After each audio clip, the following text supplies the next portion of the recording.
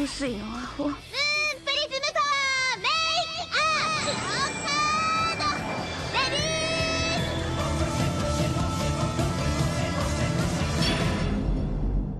Welcome to Shojo and Tell, where we discuss shoujo manga and tell who's hot and who's not, talk about themes, and just generally geek out.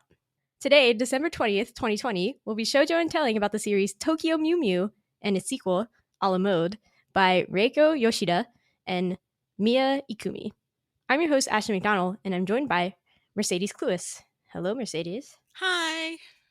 Okay, excellent. All right. Besides being the biggest Tokyo Mew Mew superfan, which is what I gathered, who else are you? Like, what else do you do? So, I am a aspiring Japanese to English translator. Currently, my main form of work is I am a localization editor and QA. I do a lot of work with Boys Love.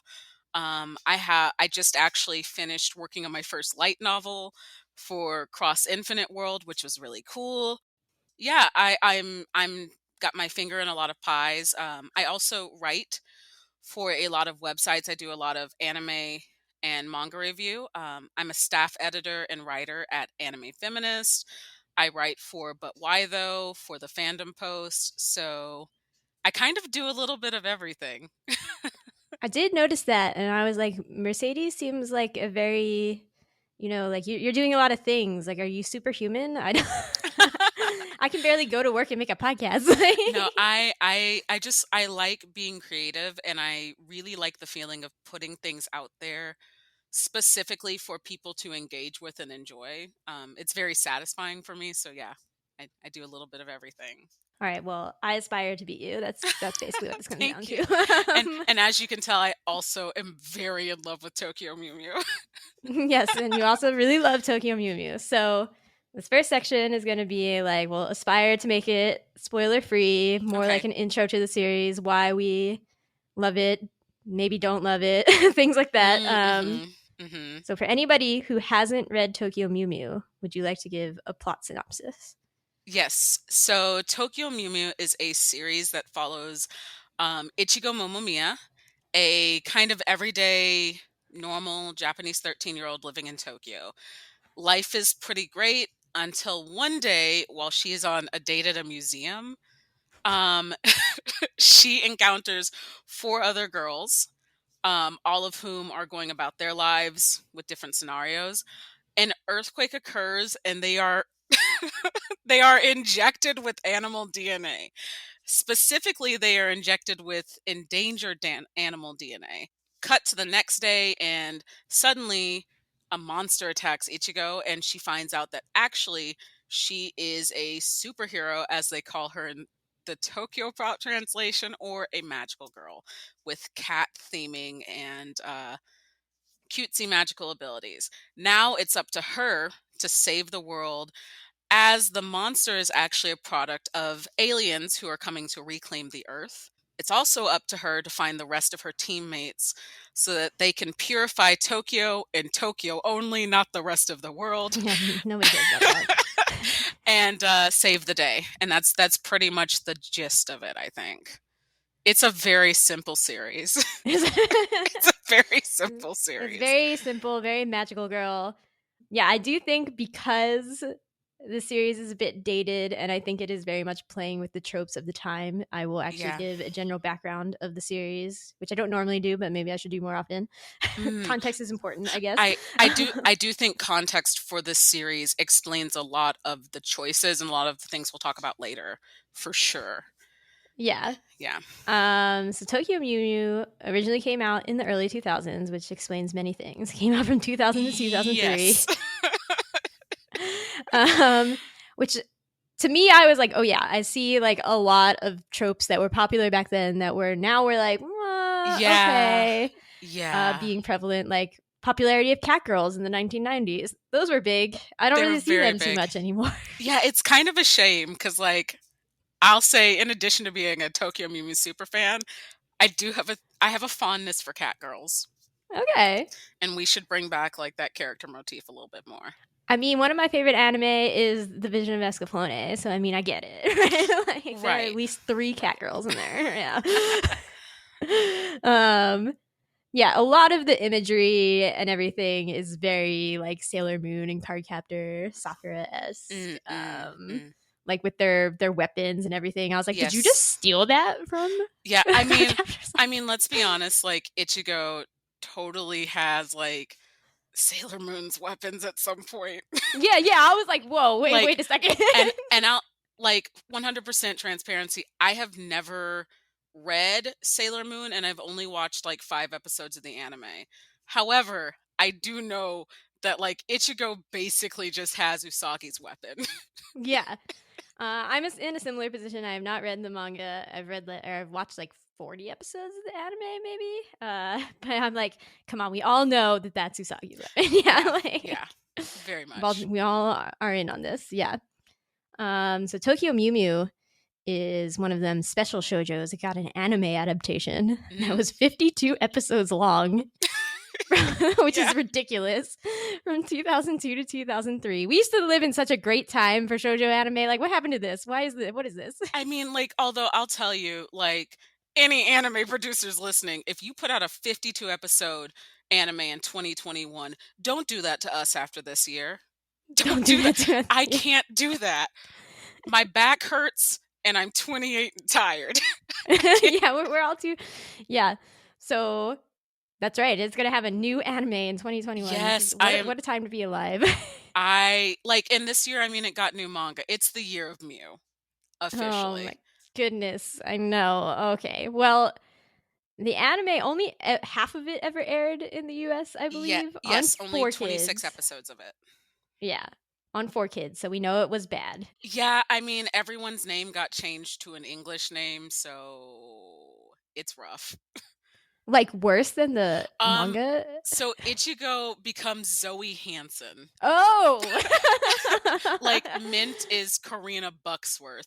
It's bad. Like it's legit names. Yeah, it's rough. They tried to make it in America. Meanwhile, I want to say they tried to make it like New York. Of course they did. And like, but there's Tokyo Tower, which does not exist in New York. Oh my goodness. This all makes sense. I was like, why did they change it to Mew Mew Power? Oh, they wanted to pretend it was New York. Okay. Yeah, it's rough.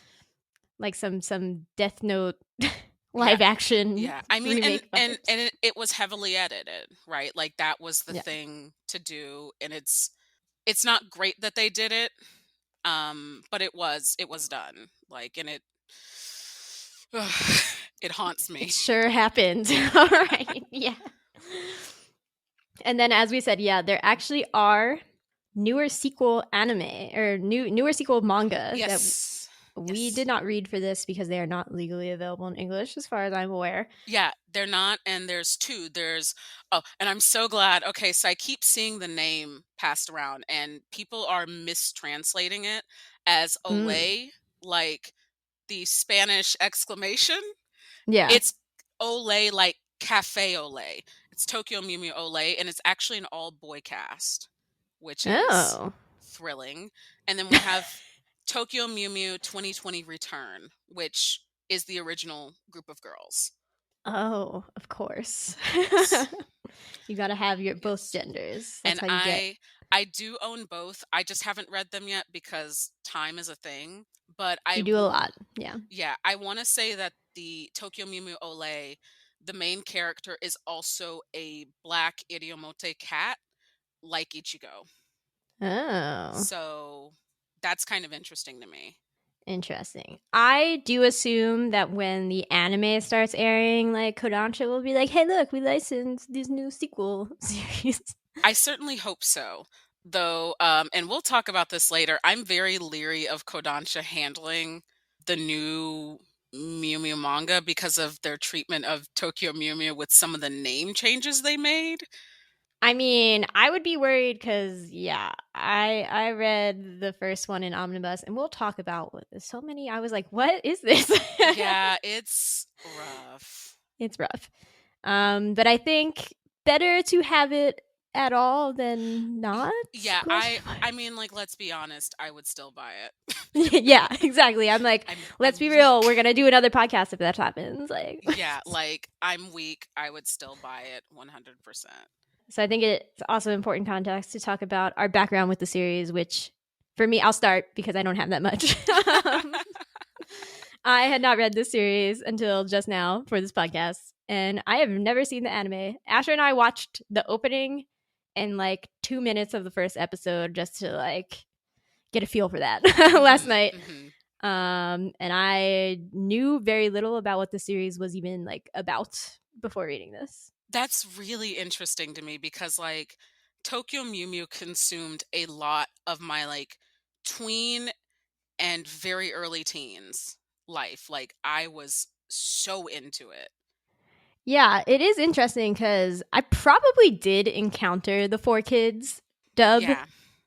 But I guess I just didn't follow it and like didn't process it at the time because I was super just like watching Saturday morning cartoons whenever possible because I didn't have cable, so like Saturday morning was you know the time. and it was very much so like a cable show. I want to say it came on at 8:30 or 9 o'clock because before it always came on Magical Do Re Mi, as it was called in English, or what is it in Japanese? It's like it's I can't remember the Japanese name, I'm gonna be honest, but I know like Do Re Mi is in the title.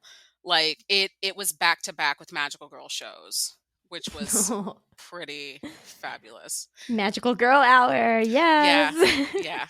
And you know what? Honestly, it's probably good that you missed the anime because there was a segment where all of the characters in like the big Saturday morning lineup sang the national anthem. And like my girl Ichigo sings part of the Star Spangled Banner. And you were like, I don't need this propaganda. I was like, yeah, even as a kid, I was like, this doesn't feel right. This doesn't feel good. This doesn't feel good. Amazing. Okay, so I have a lot of questions for you because obviously you have a lot of background with Tokyo Mew Mew. Yes. So when did you first read the series or see the anime? Was it the 4Kids dub? So I definitely watched the anime from the beginning when it was coming out via the 4Kids dub. I didn't actually watch the Japanese until a few years ago when I was in grad school. And then I actually I bought the Blu-ray that came out this year, the very expensive Blu-ray that came out this year while I was in Japan. So I own the series. It's not subtitled. It's Japanese only, but that's fine. In terms of reading the series, I also read it as Tokyo Pop was putting it out. So like I read it volume by volume. Right. And how many times have you read it since then, roughly? Oh gosh, I can think of at least 10 distinct times I've read it. Okay. I can easily think of 10 distinct times. And I will say that includes Kodansha's release. Okay. So you've read both. That's great. Okay. Yeah. Excellent. What about this series like keeps you coming back to it over and over? I'll be frank, I think part of it is certainly nostalgia. Like I think that kind of can't be divorced from it. I think I also just really like the characters. I really like stories about female friendship. I also find it interesting to do like a queer reading of Tokyo Mew Mew because I think like a lot of magical girl shows from the 90s and 2000s, there is a lot that can be found that appeals to like an LGBTQ audience. And Tokyo Mew Mew was kind of like, if I think back with my adult eyes, it was kind of low key like my awakening. And so it's just interesting to kind of go through the text and interesting to just like play around with it and read it differently. That's what I think keeps me coming back. That's very interesting. Yeah, you gotta respect the series that like gave you an awakening. Yeah, and it was a deeply formative series for me. I've seen on Twitter there's like a meme going around of like whatever you were into at 11 and 12 is just your thing. This was my thing. Like I saved up money to buy the volumes. I remember going to Borders Books. In fact, almost all of my editions have like a Borders book sticker on the back still. And I remember going and buying the volumes as they came out, and it was just my thing. So I think that's kind of the thing too. And especially with new content coming out, that made me want to reread it again this year. I think this is my third time reading it this year. Oh my goodness. I didn't think to ask you how many times you read it just this year. All right. You're gonna have to read it like 5 more times before the anime comes out. It's like I will relish it though. And like, I mean, to some degree, I have it memorized, but I still find it just enjoyable. Like it's just it's comfort food for me, I yeah, think. Yeah. that makes sense. Okay, at Leo Translations on Twitter asks a question, a variation of a question I was going to ask. So I'm going to read their question because that's more important. So they said, can't wait for this. I'd be interested to know if your opinions or feelings about the series are different now compared to if you read it when you were younger. Yes, they are very different. I think reading it from what the first volume came out in English in gosh 2003. So That I sounds would have right. I would have been like right at the end of elementary school. My feelings are very different because I think back then, for one, I thought I was straight. Mm, So like that certainly has changed. But yeah, I mean, I think the nuance and certain tropes have not aged well in Tokyo Mew Mew. Certain things I feel much more discomfort about. Certain things I think, having taught Japanese teenagers, I also feel very different about certain things now. hmm. I still love the series, but I think I'm much more willing to be critical about it. Yes, like let's agree. Olive quiche, like what are you doing? Oh boy. Quiche was just like, oh no. Oh no, Quiche, stop. Like, Quiche, it's so, stop. Quiche Yeah. and Ryo also stop. Like, please. Even to some degree, Messiah, please stop. All Like, boys, stop. all Just these don't. boys, you don't need them, Ichigo. You don't need them. You And don't like, need. from a la mode, Tosku, oh, please stop. Please stop. Really? Like, I like Tosku. oh, Okay, I wait. could not stand him this read. I could not. I was like, this child. I've taught this child, and I didn't necessarily like their behavior. I love all students. It's sometimes Okay. just the behavior that I'm like, and arguably, I think my reasons for not liking him was understanding like Tokyo Mew Mew a la mode is a very compressed Yeah. series. Yeah. Super Yeah. compressed. But I even in my criticism, like I'm the kind of person, I fully believe you can love whatever and criticize it, and that's can be a form of love. I think my ability to look at Tokyo Mew Mew critically now is just, it gives me more to come back to. That's why I keep coming back to it. Like I said, is that there's just so many ways I can look at it. But I definitely feel differently at 28 about the series. Yeah. Um, I guess again, I didn't read it growing up or anything, but I do have to say that through reading the series, in the beginning I was like, this is so silly and like what is happening to me? Hmm. But then it like actually did grow on me. Like I was like, there are Yeah. some things that it actually did really well. And I was Yeah. like strangely impressed by it. I was like, what's going on? Yeah. It's good.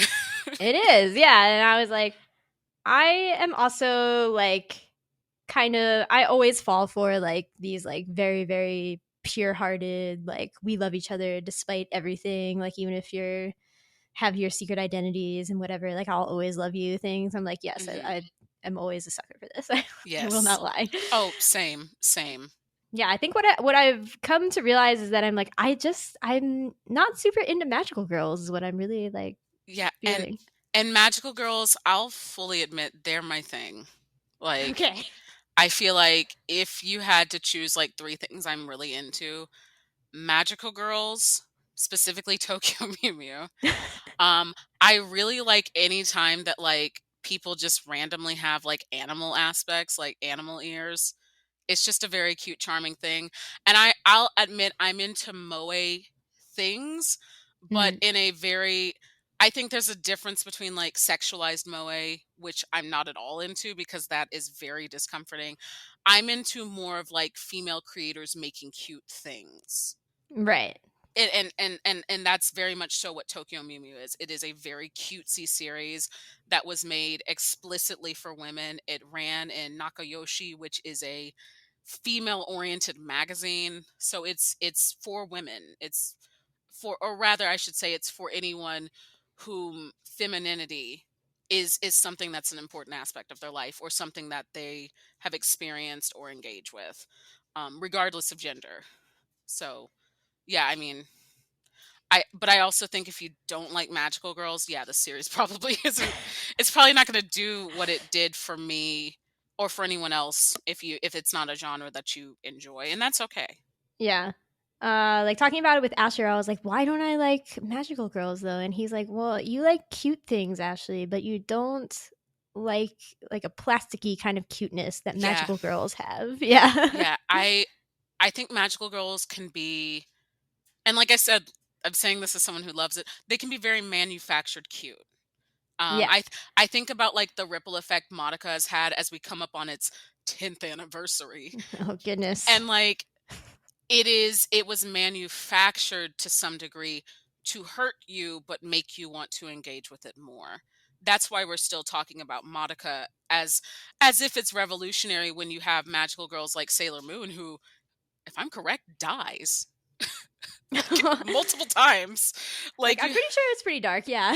yeah, like Madoka didn't do it first, but that ripple effect because Madoka was made to be so cute is still present. And I think, yeah, like magical girls have a certain manufactured love and justice cuteness about them that can be appealing, but certainly can also be a little off-putting. Yeah. It's also that magical girls generally have somewhat like grating personalities. And I understand Yeah, that for some people that's powerful. Like they're like, look, they can be annoying and people still love them. Like it makes them feel better about themselves and everything like that. But I'm just like, no, I just don't like them. yeah, no, I fully understand that. I think there are certainly magical girls where you're like, oh, I can kind of look past that. And then there's magical girls. There's one in this series that you're just like, oof. I wish they would Oh. have done anything else with your character. Yeah. Is it mint? It can be Is it mint. lettuce? It can be mint. I see. I have big feelings about lettuce. So, Okay, that makes but sense too. I yeah, understand. yeah. No, they're definitely, and I think I also think though having the kind of, dare I say, like prissy girl stereotype is also a product of the 2000s with a lot of magical girl shows and manga. Mm, Like that's a very 2000s thing. Because I think it would be seen as really reductive these days if you had that, mm, if you didn't like put a spin on it, right? right. So, Interesting. Okay. All right. So to get us out of spoiler-free section, I will tell the people that if you haven't read Tokyo Mew Mew is available in omnibus editions from Kodansha Comics, both digitally and physically, in the U.S. It was, as we alluded, it was originally brought over by Tokyo Pop, which feelings. mm, Yes, I actually had to read a bit of both for this read because my library like had the first two volumes of a la mode and then 3 through 7 of the initial series, and I'm like, I think they think that they have the whole series and don't realize that one is a sequel. They right. just don't have the first two volumes. So I had to read the first Kodansha omnibus, so I do have a bit of a flavor of both translations, which is Yeah. good because yes, we got Yeah. a listener question Yeah. about that. So again, we are now going into spoilers. So if you do not want to be spoiled on Tokyo Mew Mew, if you have not read it yet, go do that. Come back. Otherwise, we're gonna jump into it with some listener questions. Let's Even more do it. I'm ready. Okay, so at Watcha Spines, I don't know how to say stuff on Twitter, said, so that Tokyo Pop translation. I always laughed over the names. Which name is the most ridiculous? Honestly, I wish they kept the Japanese names for all of them instead of translating them to English. All So right.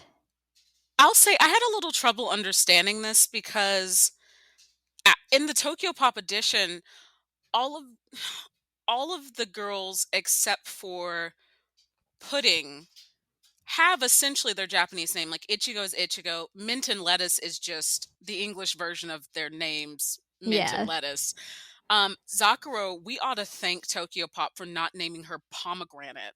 truly. Like Yeah. we should be really thankful for that, right? Yes. Pudding is the one that I have the biggest issue with Mhm. because her name is Chinese, I think in the original Japanese, they went with like the Japanese version of that, and then we just get like pudding, which is okay, but I kind of would have minded. I would have liked her name to stay Japanese, but I think what I thought of when I saw this question was the Americanized four kids names, which are bad. Mm, yes, Um, as I quickly gathered, yes. yeah, I mean, I will say if I had to go with the Tokyo Pop translation, the name that's most ridiculous is pudding Yeah. because they could have just kept pudding and that would have been okay. I mean, I'm actually glad that they didn't keep Mint and Lettuce's name in either the Tokyo Pop or the Kodansha as the Japanese katakana version. Yeah, That would yeah, have been like rough. lettuce or something. Yeah, Yeah. that would have been rough. I mean, Minto. That Minto. no, mint makes a lot more sense. Yeah. I was confused by this because I was like, Kodansha didn't seem to change the names. Kodansha changed one name Okay, real maybe I didn't bad. get there. Tell Kodansha me. Kodansha changes Zakuro's name, and I am very angry about this. Oh, maybe I They didn't notice. they change her from Zakuro to Zacro. Yeah, that's right. Oh, Zacro. Zacro. And I'm like, who made this choice? It's bad. It's bad and I don't like it. Um that is where the Tokyo Pop translation actually did it better. Is yeah. which I mean like knock on wood, those are words I never thought I would say. Listen, I have a spicy take on this, but yes, go on. Yeah, I mean like and like the Tokyo Pop translation has a lot of mistakes. Has a lot of Yeah. bad choices to some degree, not bad choices that were of the time that I imagine the translator probably maybe got hamstrung into. But yeah, Zacro is definitely the one I'm going to call out from the Kodansha translation. That's just it's Yeah. nonsense. I think we have to call out both of them for not translating quiche correctly too. Like, why is Oh it my, quiche? I that bothers me so much because the whole theme of the series is it's food. They're Yeah. all food names. How did you like I think what I definitely think in the Tokyo Pop one they looked at the I assume Keisha's name is in katakana and they looked at it and they did a really bad romanization of it when it should have just been quiche like the egg-based dish. Yeah. Yeah. Because I'm like, the other ones are pie and tart. Like, Yeah. it's not like I we're mean, hiding this. kudos because 4 Kids decided to rename them all to some really bad names. They named oh gosh, okay. Quiche became Drin, Drin. which is backwards nerd. Oh, goodness. T- uh No. Tart became Tarb or Brat backwards, and Wow. Pie became Sardon or Sardonic. Wow. Yeah, I mean that's bad. That's bad. That's some I don't even know what to call that. Like that's not even a woolsayism like in video games. That's just bad.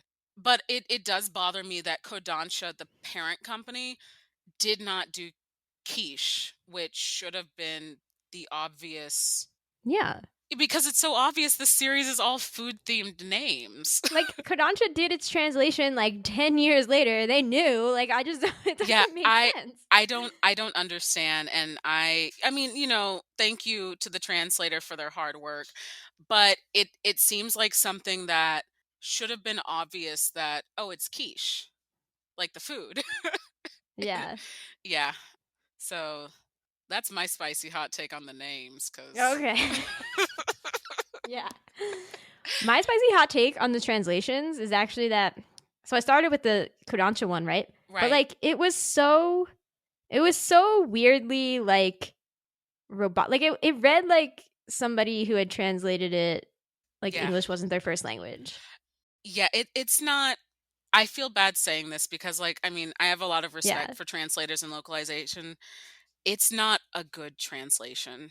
I don't Yeah. I don't find it enjoyable at all. It's readable, but it's not enjoyable at all. Yeah, and like any one page, just like any page I could pick out, like there was something that I was like, why? Yeah, Like, I'm it's confused. it's quite wooden. Yeah. And I think that's a shame because when I found out that Tokyo Mew Mew was getting omnibuses, I was really excited because I was really hopeful that we would get a more accurate translation. We would get some of the big things fixed from Tokyo Pop. And it's just kind of, I think the shame of the new translation is actually it's just kind of in the middle ground. It's not Yeah. horrendous, but it's not great, and that's kind of its last chance, which is a Yeah. shame. Which is a big I shame. know. So like while I was reading it, I forgot I wasn't reading the Tokyo Pop one because it was like not amazing, right? So I was like, what's going on? Yeah. Yeah. And then like as bad as the Tokyo Pop one is, like I know that it is not faithful and all these things, right? Mhm. It at least was like much easier to read because it wasn't wooden. Yeah. Like it was like, okay, real people like talk like this. It's a lot more playful. It does lean heavily on 2000 slang. Like Oh there's a yeah. lot of calling each other geeks and freaks and nerds, but it's a much more playful, enjoyable translation. And I think honestly, I would have to say, yeah, I like the Tokyo Pop one better. You heard it here, folks. We both like the Tokyo Pop one I better. mean, like it is a hard thing to admit, but it's true. It's a much more playful because this is a very playful series. A really kind of wooden, almost stiff translation doesn't really suit it, right? And I'll say like I haven't read the original Japanese, so like I can't speak to that. But like in terms of its readability, it is readable, but it doesn't suit the characters at all. Yeah. Yeah. So that's translation wars right here, y'all. Okay, so then at Chic Sea Spice, I think. I don't know. It might just be at Chic Spice. Laura, you know I love you. You were on the Phantom Thief John episode. you know, she asked, Tokyo Mew Mew has a lot of twists and turns. What are some of the favorite plot twists and least favorite? Okay, so am I allowed to say like spoilerly plot twist? Cause Yes. okay, when like Ichigo dies. Is that's a least favorite or Yeah, I favorite? mean, Okay. I actually liked it a lot because I mean like she does come back to life, but like it's very dramatic. It's so dramatic, and honestly, I did kind of feel something in my heart when it happened because I think like I knew it was coming, obviously, but it is a really interesting moment where like Ichigo really rises to the occasion and you see that she's finally 100% the leader, is willing to give up everything because she cares about someone so intensely and also wants to do right, and just dies. Just no hesitation, walks Yes. into death. It's so good. It's Good so job, good. Ichigo. Yeah, I also like the another favorite twist was like I do kind of like Messiah secretly being both an alien and the alien's god. Like it's a pretty cool little twist. You can see it. You can kind of predict when he becomes the Blue Knight that like, oh, he's got a blue theme. His last name is also a blue theme. All You can right. kind of you can kind of sense it coming to some degree, but like it still gets me. Yeah. Yeah. So my feelings about that were, first of all, I am a very gullible reader and I was super dumb and didn't pick up that, or super silly and didn't pick up that yeah, his last name was Aoyama. Of course, he's a Blue Knight. I like super didn't pick up on Yeah. that until like Yeah. way late. It's a pretty neat twist though. And it's a little bit of a shame that it comes so late Yeah. because there's not really a lot that you can do with it at the point that it comes, but like I also think it's pretty fairly well executed.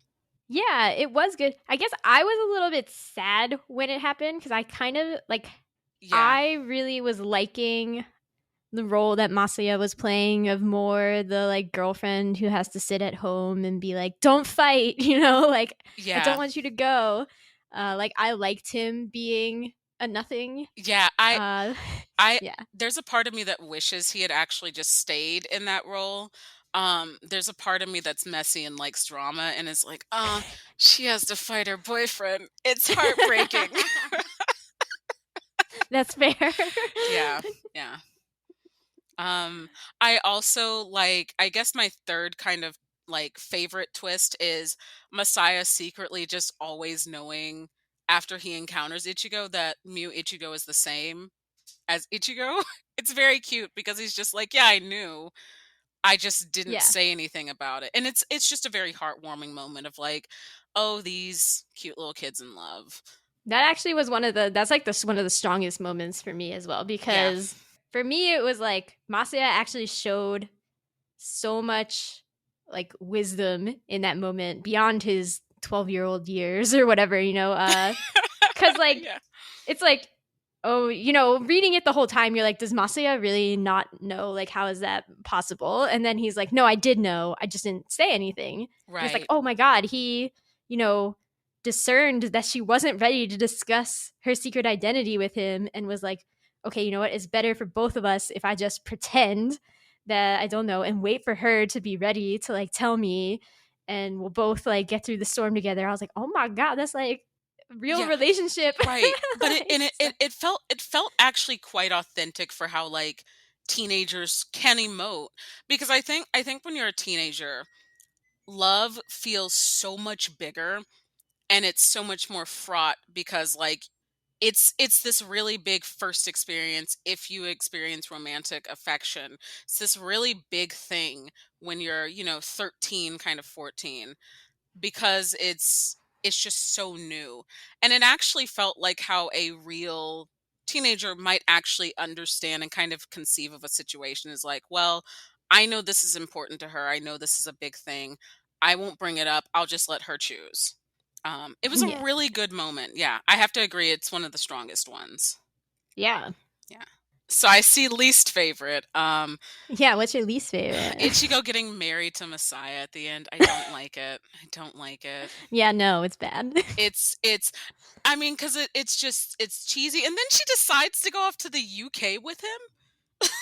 Like, Yeah, I wish I could just, zoom yeah, off to the it UK. it to me it's the weakest part because you have this huge, really beautiful sacrifice on Ichigo's behalf, and then she's rewarded with like, you get to marry a man, and it just doesn't sit right with me. Like, it would have what would have been nice is to see them start their relationship in earnest, and like to see, kind of the beginning of Masaya kind of regaining his identity. Mm. Yeah. I also don't like anytime, like the first time that Ichigo gets turned into a cat, and like and like the whole gag is around like she doesn't want to get in the bath with Masaya. I'm not too fond of that. It feels different in 2020 maybe. I'm also not fond of the fact that like there is a cat that likes to sexually harass her. It's just Yeah. like not great. It's not great and I don't like it. But really the biggest twist is Ichigo getting married at the end. I'm just not. No. No, thank you. Yeah.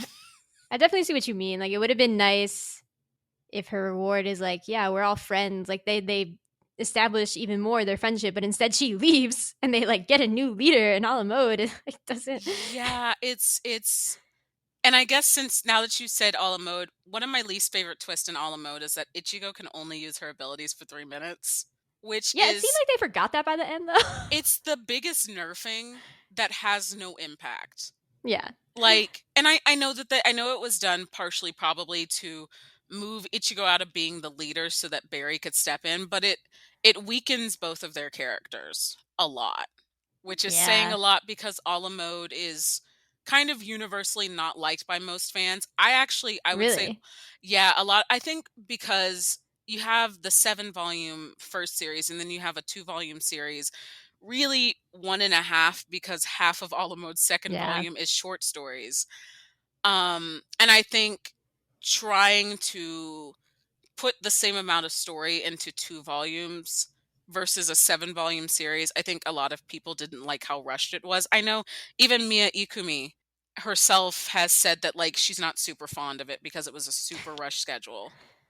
Yeah. So I mean, the bad guys don't make any sense in no, Ala mode. not Yeah. at all. Like they're a bunch of psychic children who are like, we got bullied, so we're gonna bully and kill a girl. Yeah. It's not great. It's not. It's There's not like some Ku great. Klux Klan-ish imagery going on in there too. I was like, oh my Okay. god. So I even put in my notes at one point. I was like, "Excuse me, why is Duke wearing a Klan robe?" And Yeah, like I feel like that's a very 2000s thing of you can find in a lot of different series like someone in white sheets. And I know that's not the intent by Japanese creators. However, I don't I know, but we're think so sensitive to it now in well, and America. I also don't think they should be let off the hook because I think Japan in general is often let off the hook for like racial imagery and racial actions when it comes to the KKK. Yes, Japan doesn't have a personal relationship, but like Kodansha also has big money. And that should have been something that should have been avoided. That they could have taken the point off. And I feel like the KKK by the 2000s was a big enough image that they should have known. Like they could have Yeah. avoided that. So, but I mean, it's too late now. I don't, and honestly, I can't remember in the Kodansha release if they even changed it. They probably did, and it's probably still the same pointy hood with ominous eyes. Yeah, gosh, wow, yeah, they really put that KKK hood in there. They It's put that bad. in there. It's rough. It's I was like, oh rough. goodness. Yeah, yeah, but no, I think that's kind of where, in terms of twist, I sit. Okay. Yeah. Yeah, So I agree with the Masaya one for like favorite. What was my yeah, what was yeah. my Because least favorite? I'm curious what your least favorite is, especially since this was your kind of inaugural read. Yeah. I'm just kind of like there's the reveal of Rio being Alto. another cat. Yeah, being Yeah, Alto the cat. yeah, which is it's not. It's kind of average almost. Like you're just like this Yeah. didn't have to be a part of the story. Yeah.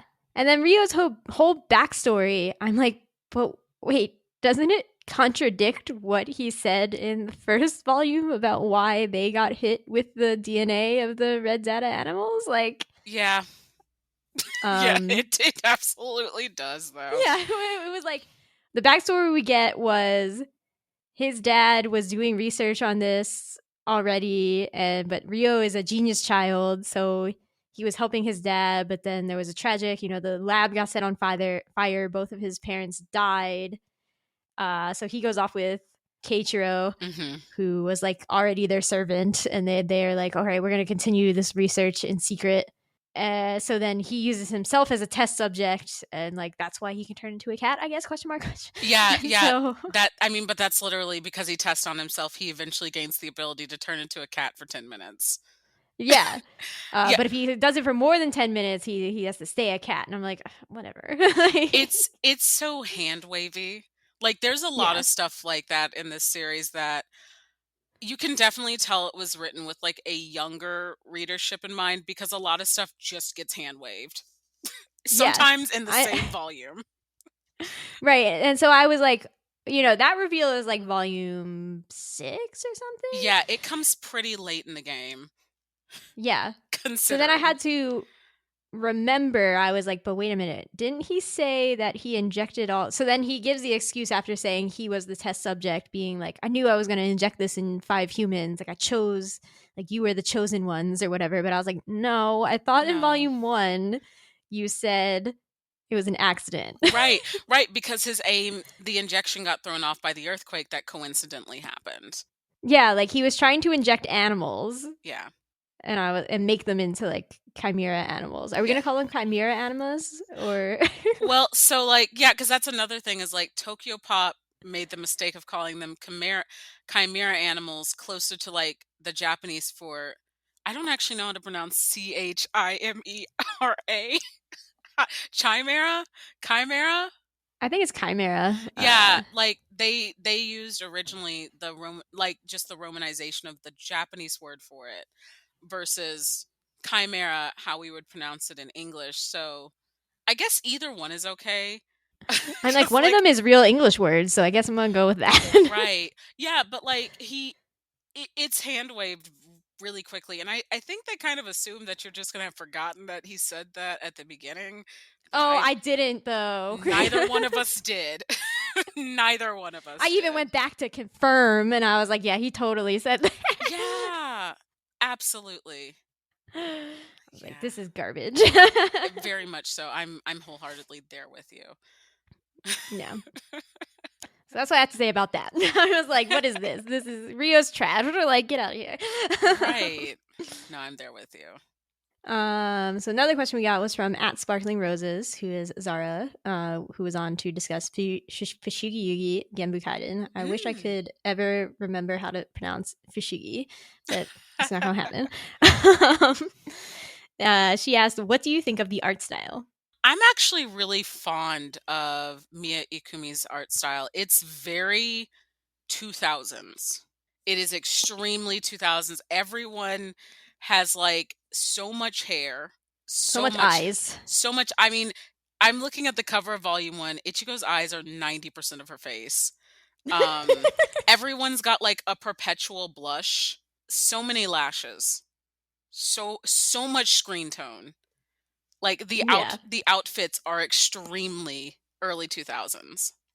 I would say that like Mia Ikumi's more recent art is an improvement in technical style, but it's also like in Tokyo Mew Mew 2020 Return, it's a lot more generic looking. Mm. Part of the charm of Tokyo Mew Mew is that it does have this really distinct art style that I think did kind of separate it from some other Magical Girl series that were in print and were being translated into English at the time. So kind of seeing that fade away a little bit is a little sad. Even though there's definitely times where like Mia Ikumi's maybe the perspective on a character is a little bit off or Yeah. you know, angles are a little bit weird. I actually really like this art style a lot and I think there's some really beautiful artwork. The first thing that comes to mind is I want to say this is in volume 4 where Lettuce finds the Mew Aqua while they're on Rio's fancy boat. And like Yes. there's a panel where she leaps up from the ocean and she's in front of the moon and it's this really gorgeous panel. Like just really beautiful. And so there's a lot of really good art, but it is also very of the time. I don't think you would see something like this today. Yeah, it reminded me a lot of like older Clamp art style. Mm-hmm. Yeah. Yeah. Whereas it feels like all of these artists have evolved to a new art style, right? Like Clamp has a much more simplistic, heavy lines thing going Yeah. on for most series, including Cardcaptor Sakura Clear Card. Like it's not drawn in the initial Cardcaptor Sakura, which I Yeah. think Tokyo Mew Mew is much closer to. Yeah. Yeah. I definitely agree on that. Like it's I think the really detailed line art heavy styles of like the 2000s have definitely given way to a more like time efficient art style, I'll say, cuz like I often think about, especially with Tokyo Mew Mew, like Lettuce, who has two different hairstyles combined into one. Like Mm. that's a lot of hair to draw. Even Ichigo, like Ichigo has so much hair. So I mean it's a much more time efficient art style, but it is also a very 2000s kind of thing and I do like it quite a bit. Right, like with the hair, they're giving like a lot of definition to different strands of it and everything that we don't often Yeah. get these days. Yeah, cuz I feel like now it's kind of like one really nicely well drawn mass of hair versus like a lot of strands of Yeah. yeah. Yeah. Oh, Tokyo Mew Mew. Yeah, I'm just looking at various pages, being like, yeah, I definitely would look at Ichigo sometimes and be like, "Are you Sakura?" Yeah. It's And like- and I guess the saving grace with Tokyo Meme is like their outfits are very simple. Mm. Like their outfits are very cute, For but they're shojo. very yeah. Yeah, for shoujo they're all very simple. They all kind of have a unified theme. Like you have the seams, the kind of arm cuffs, the choker. Um but yeah, I mean like there's also panels where you're like Mia Ikumi's hands had to hurt. Yeah, yeah. Um I will also say this is more of like less of an art style thing, more of a design. Woo! They love screen tone in the 2000s, didn't they? Oh, they did, yes. There is so much screen tone everywhere, and it's really great. But all I can think is like whoever was Mia Ikumi's assistant, their hands at the end of the day were They're just dead raw. now. Yeah. Yeah, like just raw, because I mean every time any of the aliens are there, there's a lot of screen tone. Anytime there's a transformation, there's just sheets of screen tone just applied everywhere. There's entire pages that are just different tones. And I mean, because like this definitely would have been before digital art for manga became a bigger thing. This was definitely ahead Mm. of that. So like a lot of this, I'm pretty sure, is someone had to cut it out manually. Oh goodness. Oh no. I mean, and like Mia Ikumi just goes ham with the screen tone. And but it's also a very, I think, 2000s thing. I feel like nowadays when I read manga, like there's screen tone, but like a lot of it I know is just digitally applied. Yeah. So, it's there, but the amount of manual labor is different, at least for that. So, Yes. Humans are okay in that process. yeah.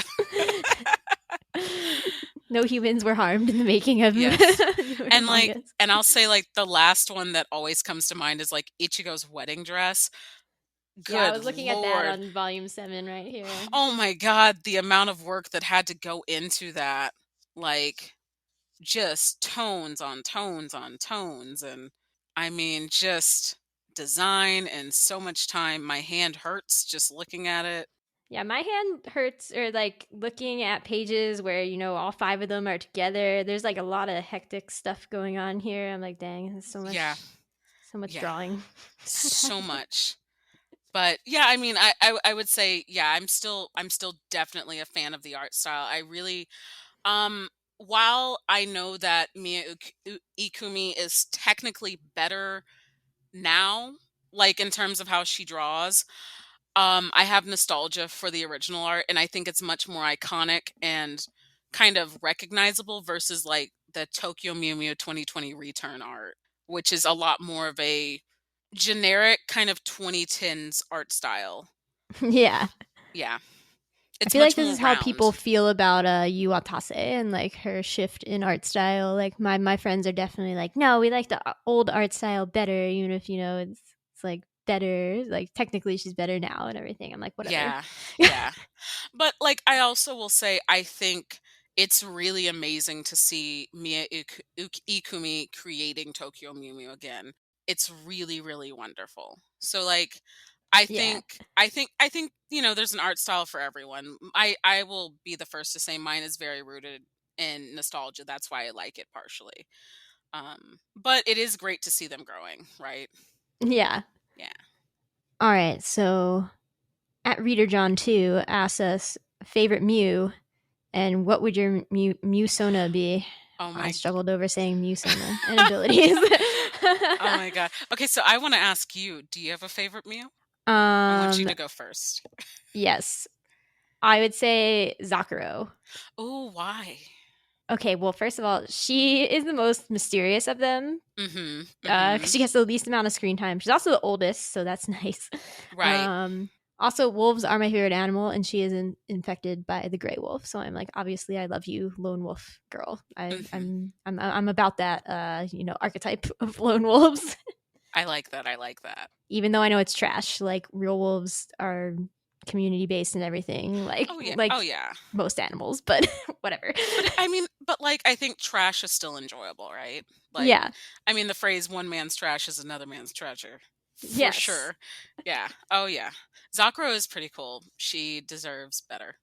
She deserves better. Yeah, I know. Yeah. I'm like, more Zakuro, please give to me. Yeah. She absolutely deserves better. So what would your Musona be? Oh God. So this is just what animal I would want to be infected with, right? Mm-hmm. But we can be infected with multiple animals, as Barry has said. I was gonna say you could have up to 2. Yeah, I can materia my way into 2. I have 2 materia slots. Okay, so as I said, I do really love wolves, so a wolf would be one of them. But I think I would want to mix it with a fox just to see like. Oh, okay. Foxes are really cool. I like that. What about what are your abilities? Oh God, what are my abilities? Yeah, I mean, you've got it. I know it's not fair because like I've had a decade and a half to think You're about like, I've this. made so many. Yeah. Like what kind of weapon and like ribbon insert your attack name here? Like Oh my give god, me but the all the attack names deets. are like don't make any sense. It's all the attack names are unfortunately just like their name and the attack. It's it's I mean like this series was definitely made for you young readers For like the for sure. Utes. Cuz like Mint's attack is like Mint arrow Yeah. cuz she has a bow. Yeah. Let's see. What would I want my attack to be? I would want it to be something with like it has to come from a wand though. Can it be like claws or something? I don't know. I'm gonna Oh, work on yeah. this, okay? Yeah. You could have like some claws. Yeah, Yeah. yeah. Like brass knuckles with claws. Yeah, yeah, yeah. Can I be like a badass music? Yeah, like, I would love that. I would love to open the next Tokyo Mew Mew and a character's just getting knuckle punched. yes, Like like that's more my aesthetic, right? I Like like that. I like that. I like that a lot. That's all right, but you've thought about okay. this much, so I So expect my favorite Mew is lettuce. I think lettuce is deeply underserved by this story. Oh yes. Um, I am a sucker for shy characters that are actually quite strong, but don't realize their strength until they kind of come to terms with the fact that being shy and considerate and caring can actually be a superpower.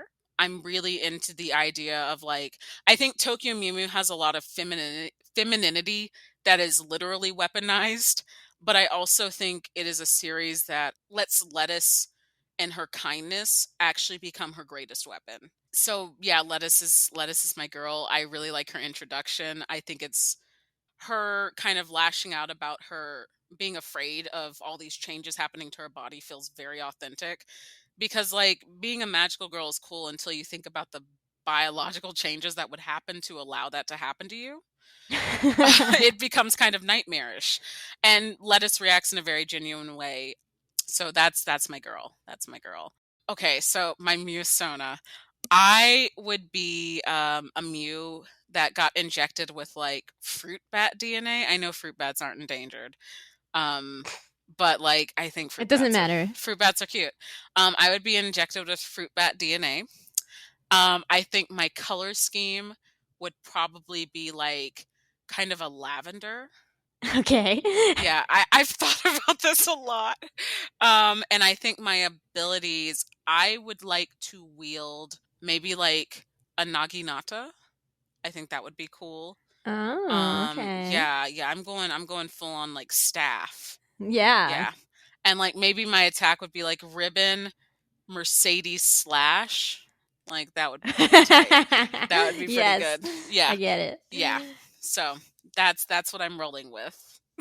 Yeah, I'm like, wait, can I be like Wolverine? You know, just like strap on some claws and like. I mean like honestly, as I said, I would love to open up the next edition of Tokyo Mew Mew and just see a character who's essentially Wolverine but a magical girl. Yes, like bring us that. It would That's be, fine. you hear me, Kodansha? Yeah, Kodansha, Give get us on what the it. people want. Yeah. Oh, yeah. On the point of Lettuce being underserved by the series, I mean, I thought it was very weird overall that you know there are 5 magical girls, 6 if we're including Berry from Alamode, Mhm. and like the first 2 volumes are setting up that there are 5 of them and like finding all 5 and then becoming a team, and then it just becomes like the Ichigo party though, you know? It Yeah. absolutely does. And it's the biggest weakness of this series is that the first 2 volumes are kind of quite lovely because you have the trio. And to some degree, I wish it had stayed as a trio. Mm. Because I think the story is a lot more tight Yeah. at the beginning when it's just the 3 of them. Pudding kind of comes in as a like wild card almost and never gets the focus that she needs to move past kind of comedic relief. Zakuro, like you said, is deeply underserved by this story. She's always the aloof character. Yeah.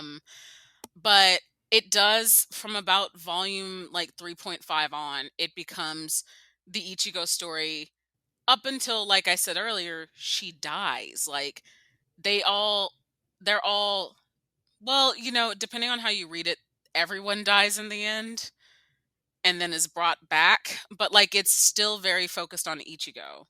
Yeah. Which is a shame because even in Ala mode, I actually think that's one of the weaknesses of Ala mode is Ichigo gets brought back and Yeah. she becomes the focus for a while, and you're kind of like, this story would have been better if actually it had just been about Barry and a new group of girls versus bringing back the old crew, because it still centers around Ichigo. I mean, Barry has a strawberry motif. Barry has cat DNA.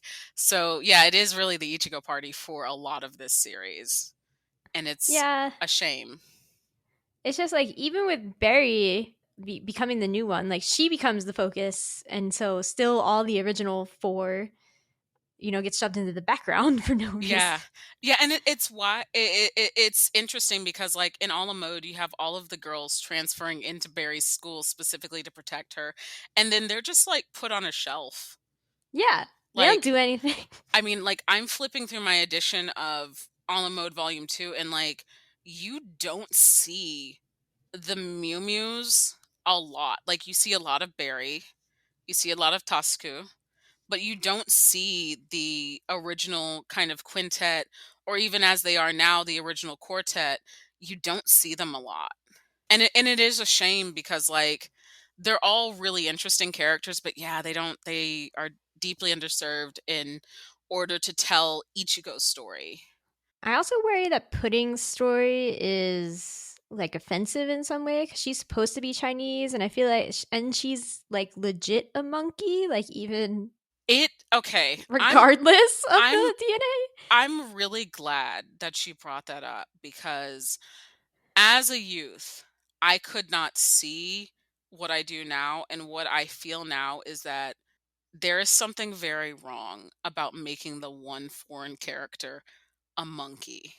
Yeah. Especially because of the weight of how monkeys have been applied to people who are different, and also because of Japan's treatment of China.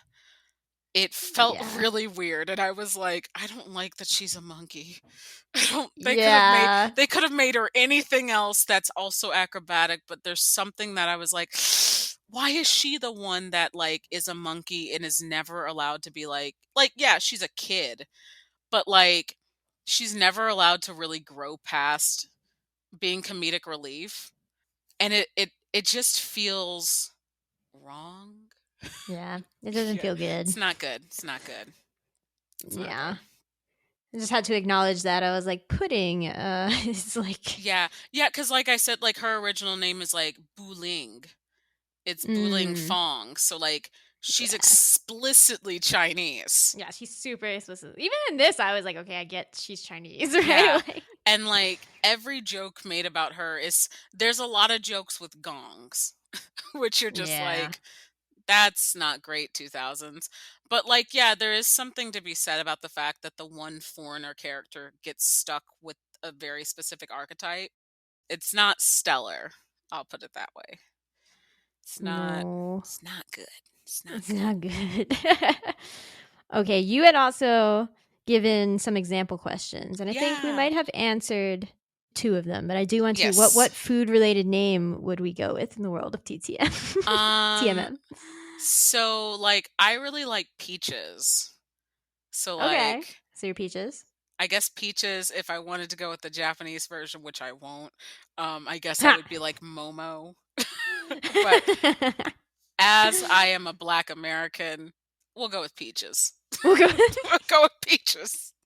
How about you? What food would you be rocking? I mean, we have a character named Lettuce, so I feel that I am fine being something ridiculous like pickles. I love me a good pickle. Oh my god. Yes, okay, that's the only answer that's acceptable. Great, excellent. I'm glad Oh my god, that's that we brought so this good. joy. Yeah, That's I so mean, good. Tokyo Mew Mew. And I will say, like, in one of the side notes, I believe in volume 1, like they were originally going to be color themed. And I think like Yeah. peach was one of the names. Um it's interesting to me that they settled with food, as if that's not as ridiculous as color names. I feel like Ikumi and Co were like, No, we want it to be ridiculous. Like, it has Yeah. to be lettuce. Yeah. Like that is part of the fun, is like the names are absolutely ridiculous. I mean, Ichigo is a real girl's name, but like Yeah. you would I don't think you would ever see anyone name their child Mint. No. Like that one feels That a one's too far. little, yeah, that's a step too far for sure. Yeah, the two Ichigos, Ichigo Momomiya and Ichigo Kurosaki. Like, Yeah. Yeah. The good berries. The good berries. Yes.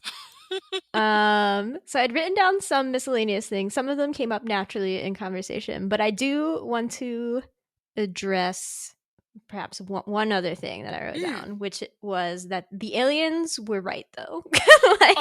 Yeah, absolutely they were. Yeah, in the year of our Lord 2020, I feel so much more sympathetic for the aliens. I am like, right? these are indigenous people who had their land stolen through catastrophe, came back and found that humans had done all of this horrible stuff. Oh, hashtag alien rights. Like, Alien rights.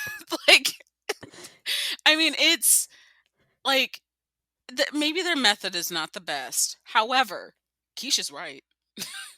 Right? Like, yeah, like their ideology is right. Like, none of their personalities are good. Like, what makes them bad is that Keisha's like a weird, crazy rapist boy, right? Like, yeah. But like, they're absolutely right. And I mean, like, you see the planet that they're forced onto, and it's, the surface is completely uninhabitable. They have to live underground. They're starving. They are destitute. They don't even have daylight. And then they come back to Earth, their ancestral home, only to find out that like humanity has just poisoned the planet, which is a very real thing that we are dealing with right now. I know. Which It feels more relevant in 2020. Yeah. It's interesting because this series is ostensibly a series about climate change and about the harmful human footprint being left that's affected animals and, just in general, the world around us. And it was written in 2003, but in 2020, it hits home even harder. No, the aliens were absolutely right. Like, yeah. I mean, killing people in Tokyo was probably not the best way to go about it. But I mean, yes, the right. vilification, like bad guys are always evil because they're like, we must tear down the whole system and start again, and everybody's all like, but you can't just kill us all, right? Like that's right. Nobody ever agrees that that's the good way to do anything. But when when they were making stuff hot in Tokyo, and then people turned on the air conditioners, and they were all like, fools! The air conditioners just make it heat up even more outside. Asher and I were like, some people probably don't realize that yeah. Yeah. I mean, like, I have to say, actually, like, as an adult reader, I found the aliens a lot more compelling. I was like, yeah, they have a right to be angry. And I think when you map it onto real life, and I mean, you don't even have to map it onto American politics, you can map it onto Japan's treatment of the Ainu, Japan's treatment of Okinawans, and be like, yeah, those lands were theirs first. Why is it so horrible to treat them like this? Yeah, the aliens were right. Absolutely. Aliens were right. Yeah. Absolutely. Oh, but I still don't like Quiche, so whatever. Yeah, Quiche is possessive in a really uncomfortable way. And spoiler, I felt nothing when Quiche dies. Like, I was like, good riddance. That's sad, but like, also thank God this is out of the plot. I mean, and he comes back to life. It's great. Like, he's fine. But you're just goes like, back to being an alien. Yeah, like you're just like, oh God, he's so gross. And I just have to throw this in because I was just flipping to where Quiche dies. I know we're past this. One thing I have to say I really actually don't like about this manga now is how many times Ichigo is depicted as nude. Oh, when like when she transforms and stuff. Well, and like in the ending, when she gives her life, she is naked the entire time. And I was like, that doesn't feel necessary. That feels like a very 2000s thing to choose. Like, she is just, when you think about how she's treated as a girl throughout the series, it felt like this really weird targeted barb at her. Because, like, all of the boys in this series do not respect my girl Ichigo, except for Messiah, except for when he doesn't.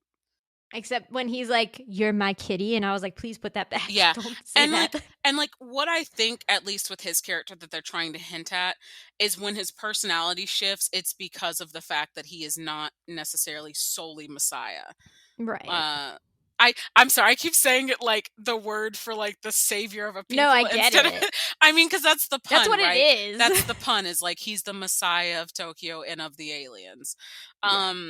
But like, at least with Masaya, when his personality shifts, as a reader who's informed, you can map that back to like, oh, that's actually deep blue, or maybe that's the Blue Knight. Quiche and Ryo just do not care about Ichigo's body. They call her fat multiple times, Yeah. which like she probably only weighs like 45 kilos, maybe. Like they talk about her body. She's often depicted nude when the other Mew Mews are not, for the Mm. most part. Yeah, it's one of those weird kind of things that, like, but it maps the series to a specific place in time, I think. Like, and kind of cements, because I see you, like, you have a question about like the place in the Magical Girl canon. It maps it to a very 2000 series that did influence a lot of other things. Like, I feel like Tokyo Mew Mew walked so a lot of other series could fly. um Mm. to some degree, I think it, because but I think you can say that for a lot of Magical Girl series. Like Sailor Moon certainly walked so a lot of series could fly. Cardcaptor Sakura has done the same. But yeah, I just had to throw that in there because it has been on my mind as we've been talking, that like, yeah, Ichigo's body autonomy is just not there, and it's Not there. a shame. Yeah. It's a shame. It's pretty bad. Yeah. Yeah. Yeah. I guess, yeah, I've been curious, like, the more I read Magical Girl stuff, I'm like, okay, but wait, what counts as Magical Girl? Like, obviously, Tokyo Yeah. Mew Mew is like a very typical Magical Girl. Like, if you were like, list Magical, like the three that you just named, very, very easily slot into Magical Girl, right? Right. But then Asher and I were like, does Revolutionary Girl Utena count? Like, See, I would say like Utena, and now I have no experience, but just from imagery, I would say like Utena is definitely like a magical girl warrior. mm, Like I think, but like I also think of the Sailor Scouts as magical girl warriors versus outright magical girls. Like interesting. they're a little bit more fighty. Yeah. Yeah, they're a little punchy, and like, you know, I They're mean, not cute like Sakura and Ichigo, yeah. right, and I think too, what changes it for me is the kind of subversion of tropes that characters are going for. Let's be honest, Tokyo Mew Mew is playing a lot of stuff very straight. Yeah, oh yeah. It's literally like, what if I take every single popular trope and just try to Right. put it in here somewhere? Maid cafe. They work at a maid cafe. Like, Right. why? Absolutely, like it is just playing it as straight as can be. But then I think of something like Sailor Moon and Utena, which what little base knowledge I have, like they're very clearly subverting and showing kind of maybe the darker side of like what actually having these abilities would feel like. Your life is upended. Everything is a fight because the enemy could be anywhere. But I would certainly say like Magical Girl Warrior fits Utena a lot. Mm. Like I'll say that. I'll go on record. At me. We'll go back and see it. Like I absolutely think you could read it like that. Yeah. Well, I also get confused with things like Madoka Magica because, like, it was a deconstruction or it was supposed to be.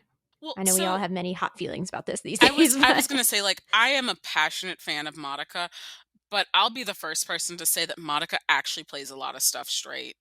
All right. Yeah. Like I think Gin Urobuchi wanted it to be a deconstruction, and to some degree it is.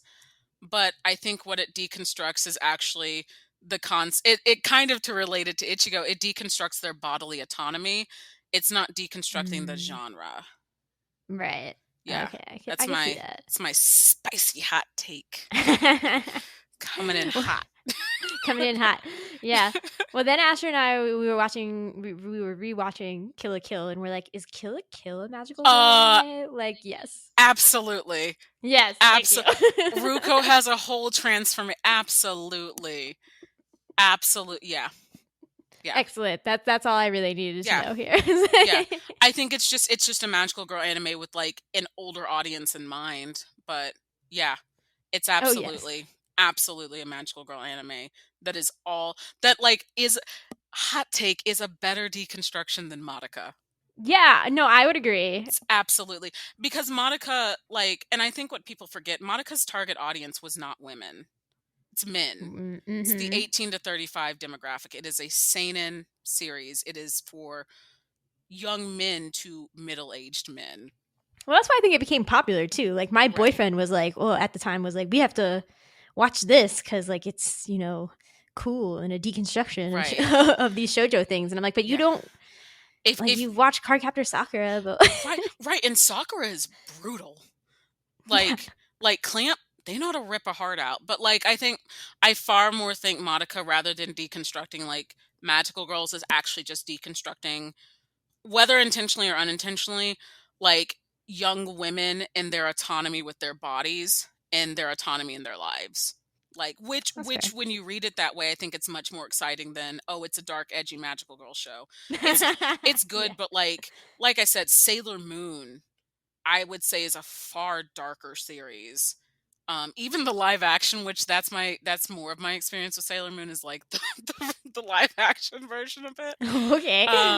I would say, yeah, like Sailor Moon, Sakura, they're much more about deconstructing the genre, where like Madoka, it's like much more about the bodily experience of the nightmarish things that happen if you become a magical girl. Yeah. That's my spicy hot take for all the and genre. Tokyo Mew Mew is just playing all the things that it just was like, this is cute. Yep. Yeah, I mean, which, like, fair enough. Like, I would also, because Tokyo Mew Mew, I'll say, reads like fan fiction in the best of ways. Like, oh yes, I read fan fiction daily. I don't get out of bed until I've read some fanfic. But it feels like, what if they were magical girls and also pastel colors and also animals, and Ichigo had 3 boyfriends and they all loved her, but she didn't necessarily know who and their she maids. Yeah, and their maids at a cafe with cheesecake. It's a little bit of everything. Like it's a buffet. It's amazing. Yes. Okay. I agree. Wahando. All right. So in the beginning of this podcast, I had tried to make love quizzes a thing, but that wasn't really working out. But this manga, like Ikumi wrote some silly quizzes in the manga, so I think we should take them. I love these quizzes so much. They're pretty basic, so I think it won't take too long, but they'll be funny. So, okay, I'm ready. Okay, so the first one was, what would you do if you have cat DNA implemented in you, transform into a cat, and is told to fight? A, resign and fight the enemies. B, think this is fate and aggressively save the earth. C, wonder what to do in this situation. D, think how to make a living, not fighting with your ability. That one's so targeted, but whatever. E, go on your way because fighting has nothing to do with you. You know, like, honestly, I think I'm kind of a C person. Because, like, wonder what to do in this situation for sure, because your life would be radically changed. Yeah, but hesitation is what gets you killed. You know what? Like, true. However, I think, like, instinctively that's what I would do. So I'm going to go with C. How about you? Yeah, I'm just like, this is very tough because, like, I know what I would want to aspire to do, I feel. Yeah. I'm going with my gut reaction. I feel like I would just resign and fight the enemy because I would feel like scared, right? Like I would be like, well, what choice is there really a choice here? Like if I walk away, won't they just come after me anyway? Like I don't. Right. Okay, so you chose A and I chose C. So what does that say about us? Okay, so if you chose A, you're easily influenced and should have courage to say no. Thank you. Oh my gosh. So if you choose C, take it easy and think positively. I see myself in this picture and I don't like it. Yeah, this is rude. Anyway, all right. The second one was I thought we could try a strawberry personality test. Oh my god. That's When you eat a choice. strawberry, how do you like to eat it? These were numbered. So 1, wash it and eat it. 2, turn it into a strawberry parfait. 3, make strawberry crepes. 4, put it on top of pudding. 5, say, forget strawberries, give me a watermelon. Oh my god, that last one is so funny. I mean, like, if I go with my real reaction, it's number one. I just wash it and eat it. Yeah, me too, right? Like again, it's like I would aspire to like put it on top of pudding, like hell yeah, but then I have to Yeah. have pudding too, like Right. Yeah, I'm a wash it and eat it person for sure. Okay, apparently we are both honest and straightforward, although sometimes that can lead to fights with your boyfriend or buds. Oh, wow. Buds Buds feels like such a 2000s term.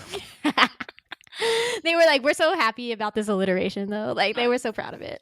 like kudos to whoever decided on that. That's good. That's good. I see at the end of it it says like what number would Ichigo pick? I feel like she absolutely would be a number 2. Oh, I was gonna say that too. Okay, so it must Yeah. be correct. Yeah. I feel like she would absolutely turn it into a strawberry parfait. Which apparently, if you pick number 2, you're a bit selfish. You might be lucky, but don't push your luck too far and don't be greedy, which absolutely I think sums up a lot of her character.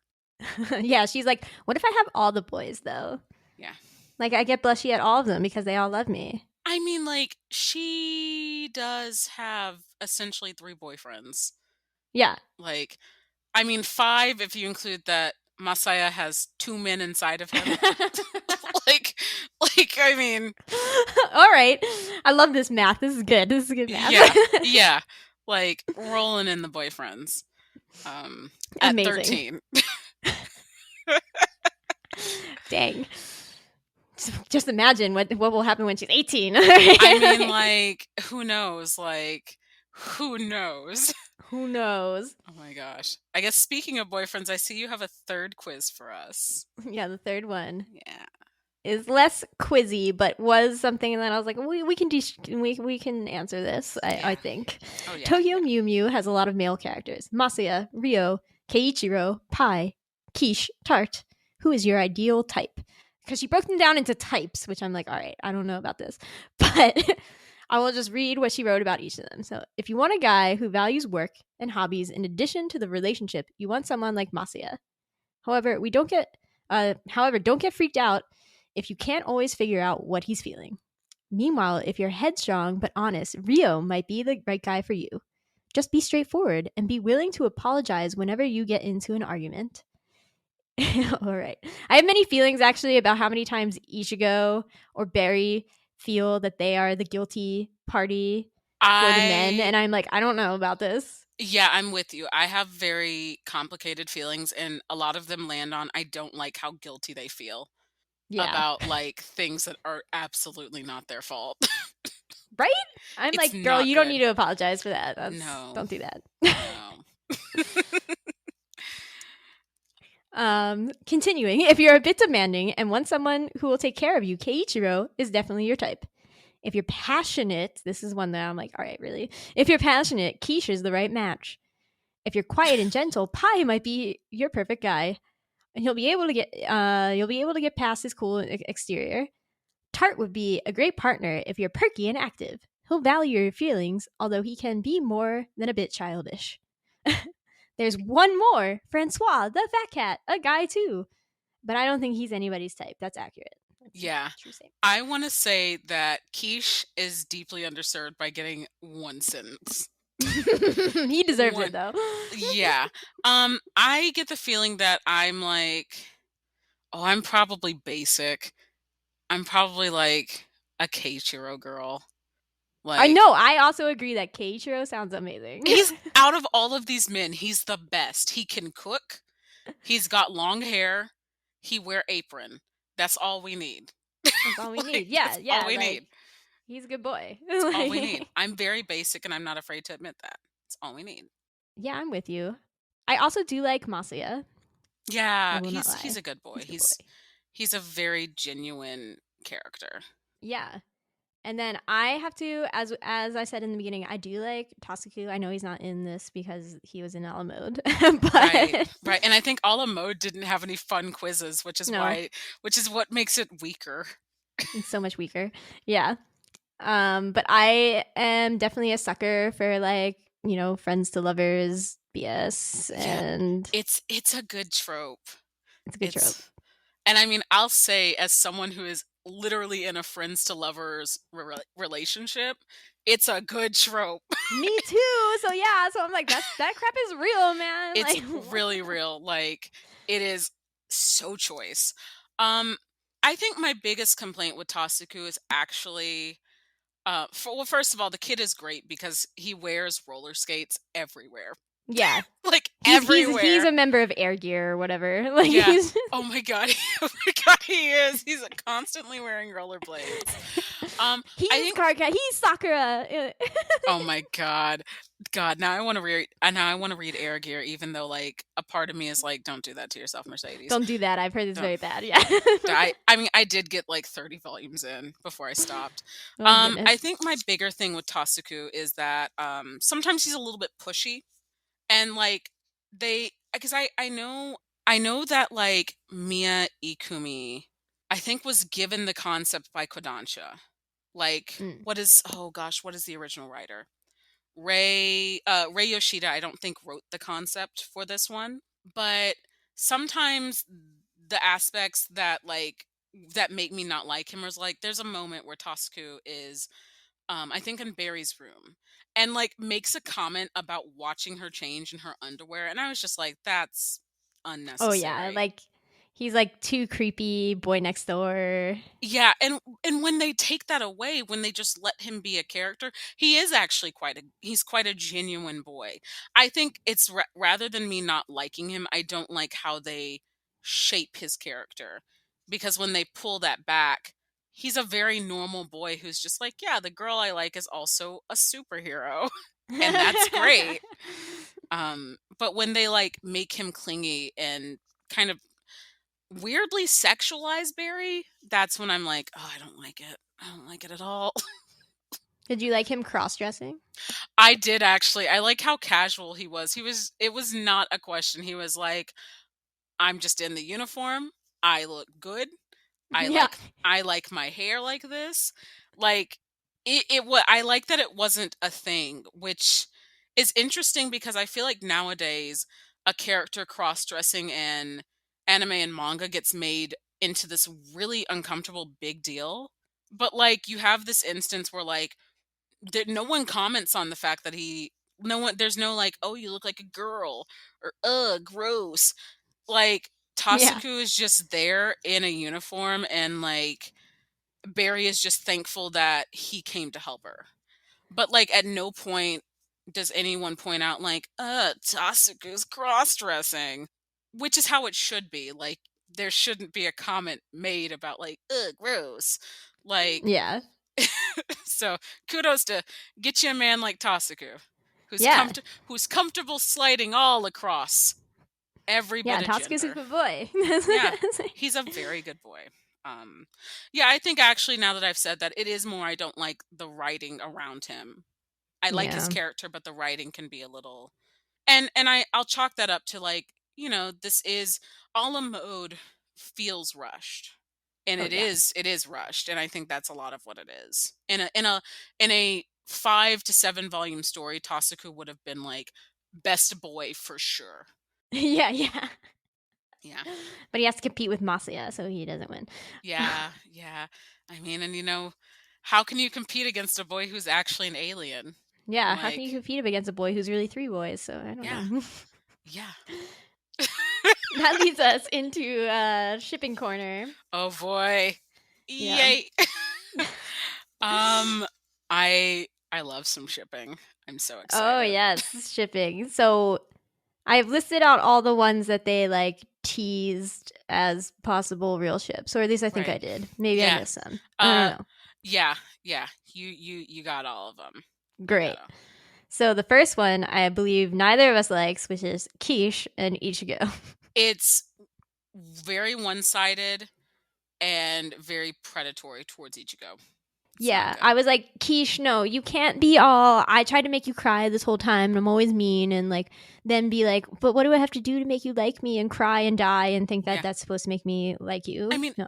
has the audacity in the end as he is dying to be like, I did it to save the girl I love. I'm going to take one more kiss. Yeah. Like, Get out of here. I mean, and then like leans against her chest and is like, "Oh, I love you, Ichigo." And Ichigo cries. Ichigo's too good for him. Yeah. No, I'm not with that ship. No, No. thank you. That's a bad ship. But when Astro and I were like, all right, we're gonna look up what the most popular ships on like AO3 were. It's Kishi Ichigo. It's Ichigo. Yeah, that doesn't shock me. I think because like in a different world where Quiche was maybe allowed to be a bit less predatory, a bit more like a genuine character, I actually would like that. Like I actually think like the interstellar romance would have been interesting, which I guess technically Ichigo has with Masaya. But like the way that Quiche is now, he's just so forceful that it's uncomfortable. So yeah. sorry. Well, we also assume maybe it's fueled by the anime, because like in the opening of the anime, Quiche and Ichigo are the ones who almost kiss and not Masaya. Yeah, I do think the anime certainly has a lot to do with it. Ugh, this is terrible. I'm pretty sure that has, because the anime was different. I mean, it expanded on a lot of different stuff, so I'm pretty sure. Yeah. But I don't like it. Anyway, another one I don't like: Rio and Ichigo. God, toss Rio into the sea. I don't toss him off his boat into the sea and toss this 15-year-old millionaire off of his yacht. Rio is also incredibly pushy with Ichigo and her body. Like, bad enough that the first time that they meet each other up in a tree, he's like, "Ugh, you're kind of heavy." Like, first of all, everybody's body is different and should be respected. Second of all, he doesn't tell her that he can change into a cat and then just like kisses her as a cat. It's not great. He's very controlling over her body in a way that like I think they want us to find like attractive, but is not. No. I do have to say that Asher really loved, because he read he didn't read Ala Mode, but he read the main series after I had finished the volumes, and he was like, yes, Rio just casually saying, "Oh, about that kiss earlier, don't worry about it. We were both cats." He's like, what a line. Just like, yeah, I mean that is like a quotable, isn't it? Like I don't think Rio himself is a bad character, but I think he in a relationship with Ichigo would just kind of be a lot like Quiche, but they're both human and cats. Oh yeah. Yeah. Also, did they make Rio seem like much older in Ala Mode, even though like negligible time had passed? That's how I felt. They did. They give him a new outfit and like he looks like he's in his early 20s. Yeah. And you're like, wait, literally Ala Mode. Okay, so at the end of volume 7 is when we get a cameo of Barry. She like comes to the cafe, it's closed for the day because Ichigo's having her mock wedding. Ala Mode takes place like not that long after. In fact, I believe it's like, if you read the beginning right, it's like days after it. I mean, even though, well, and I guess technically it's 4 months later because Ichigo comes back from Europe. Yeah. But like, it's not long enough for like Rio to get like a glow up. Yeah. I was like, excuse me, why does Rio look 5 to 10 years older than he did? Like, he gets a new jacket with sleeves. Like, Keiichiro is there. And Keiichiro also has a glow up. It's very confusing. It was so confused. Yeah. I mean, time in this manga was always confusing It's because, like, very fluid. it's very, yeah.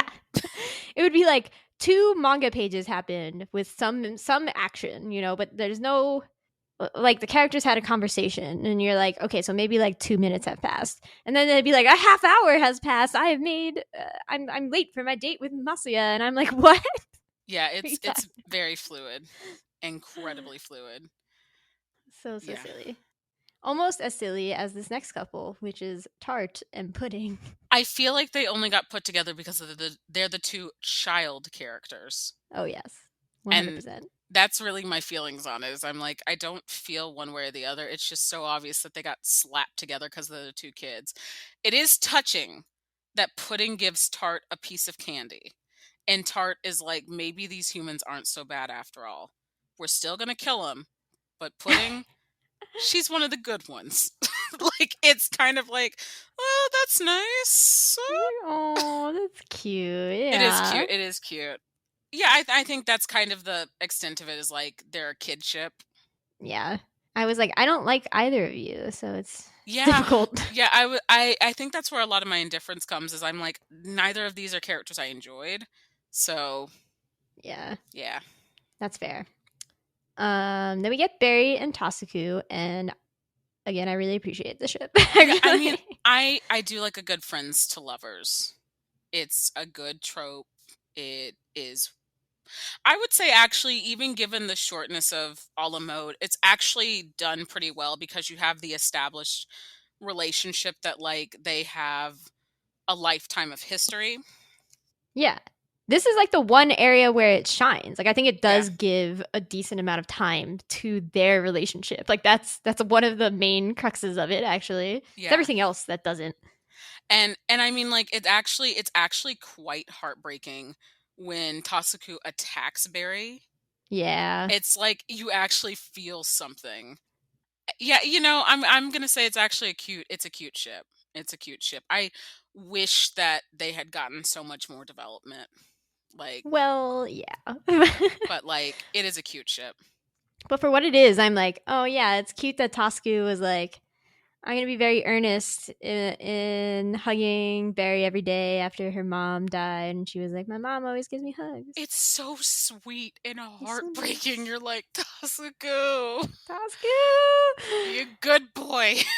and I know. And then when she like pushes him away multiple times out of like, oh, what are these growing feelings and being confused, he like actually respects that, and I was like, oh. I will say, like, the longer the series goes on, like, when she starts to push him away, he doesn't, like, physically impede on her space.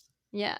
Whereas, like, I feel like with Ichigo, a lot of the times where she pushed male characters away, they got in her space. Like, no, like, he gives her the space to breathe enough that, like, Barry is the one that approaches him and initiates a kiss. Yeah. Like, and it actually feels quite genuine. Yeah. I believe, like, it's towards the end, like, he asks, like, can I stay by your side forever? And it feels earned.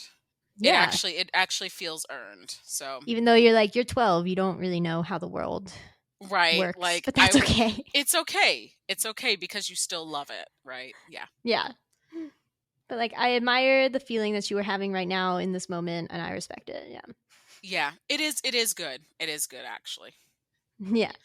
I'll say, I feel like Barry is maybe the most disliked out of all of the Mews in Really? fandom. Yeah, I think a lot of it hinges on her characterization being shorter, and a lot of people may be viewing her as a replacement for Ichigo.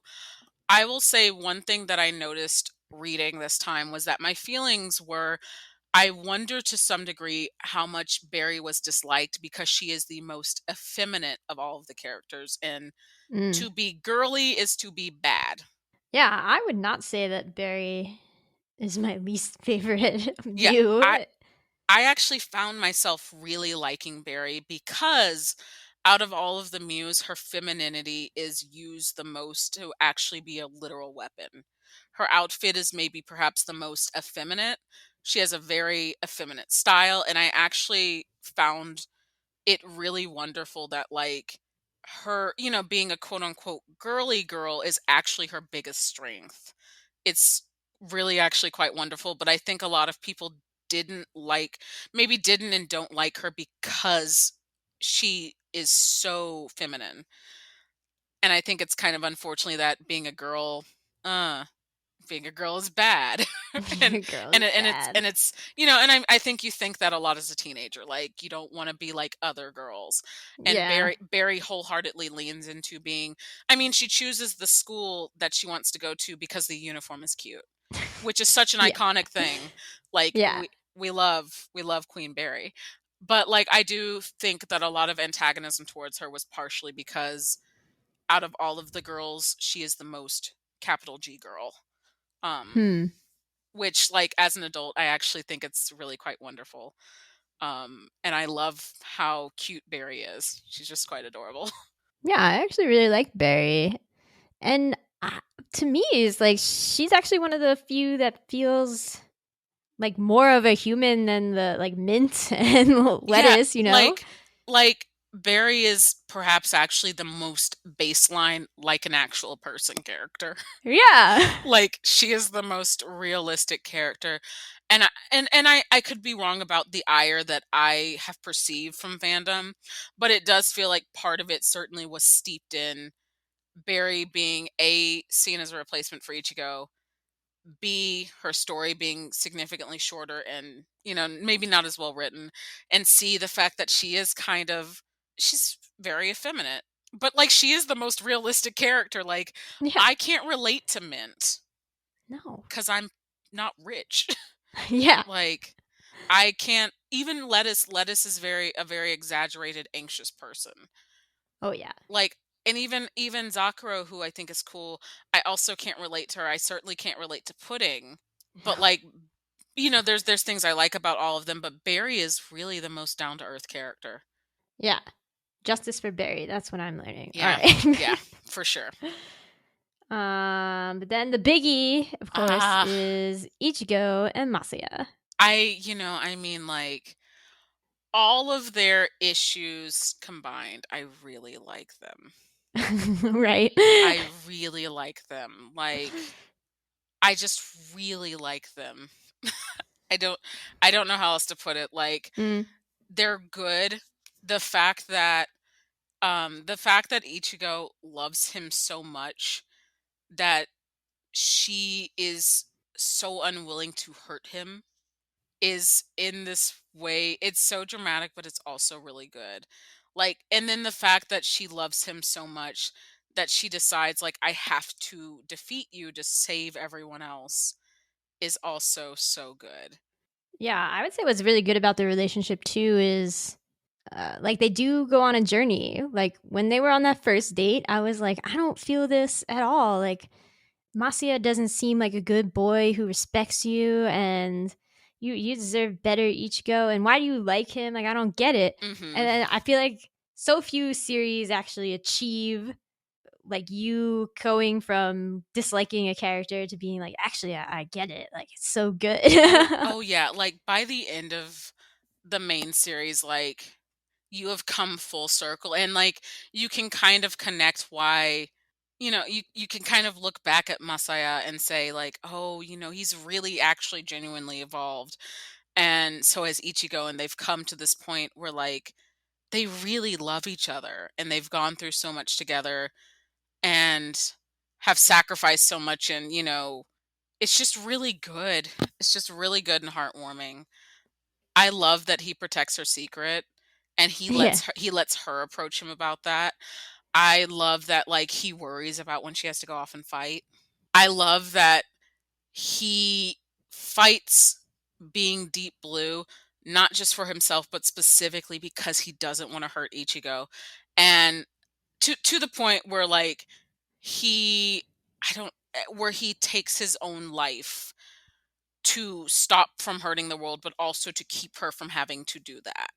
It's a really evocative moment, and it actually feels like a quite poignant moment. I feel like I'm getting teary-eyed just thinking about the ending.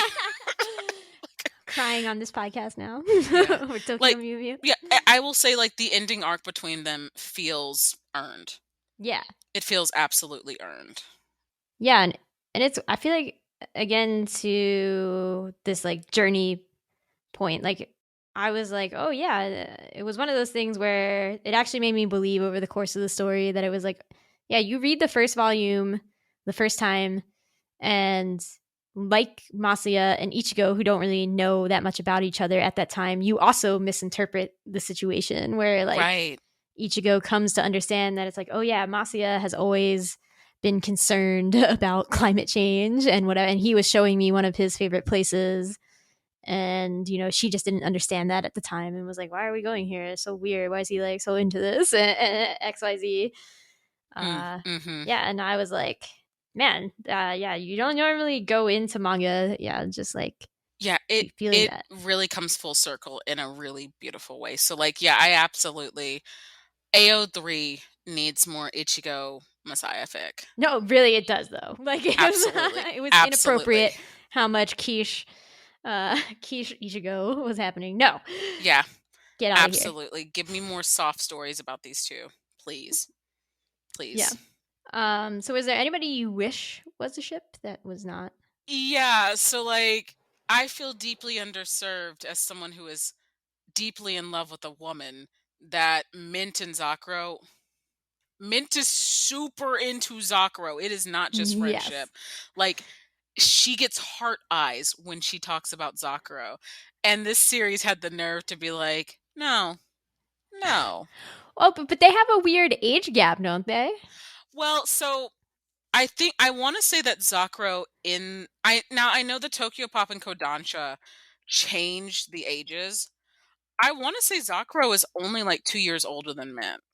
Oh, I definitely thought there was a bigger age gap. I want to say like that, like canonically Zakuro is 2 years older because they aged them all up for the Four Kids release. And I think in the Kodansha one, yeah, so she's like 14. Why was she drinking in that one scene? Yeah, I mean that's a lot, huh? That's a lot. That's a lot.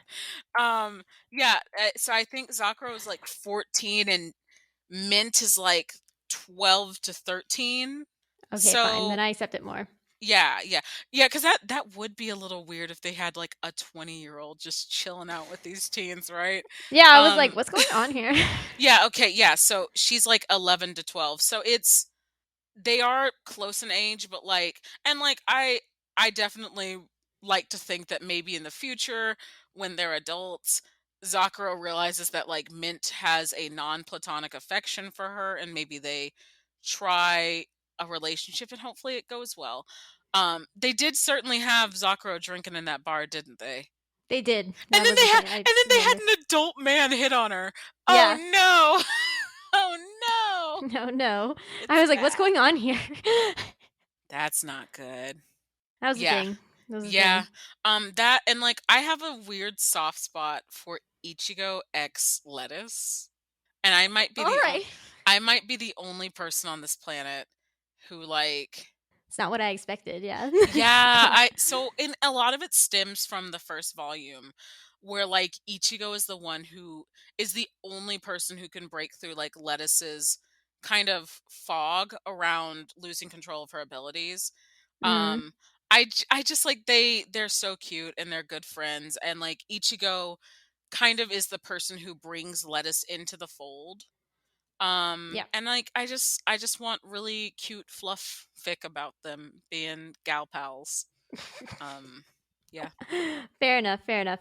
How about you? Are you shipping anybody? My trash brain really was like, but Rio and Keiichiro. And I know that there's an age gap there, but especially since they made Rio look so much older in a la mode, I was like, I mean, they ship it too, right? Like Ikumi is shipping it. Right. Rio and Keiichiro is OTP. It is so I mean because like and I don't know how old Keiichiro is. It's never revealed. Yeah. And I'm curious how old Kiichiro absolutely is. I assume he's just like close to Ryo's age. I hope. But he was like their servant when Rio was a child, so I was like, okay, I Oh, mean, yeah, I guess, that might change the dynamic, huh? yeah, that's why I was like, Like, this is problematic, but I feel it in my heart. You know? okay, so I like low key, I did have to Google. Apparently he's 21. Keiichiro? Yeah. If I assume Rio is like 15?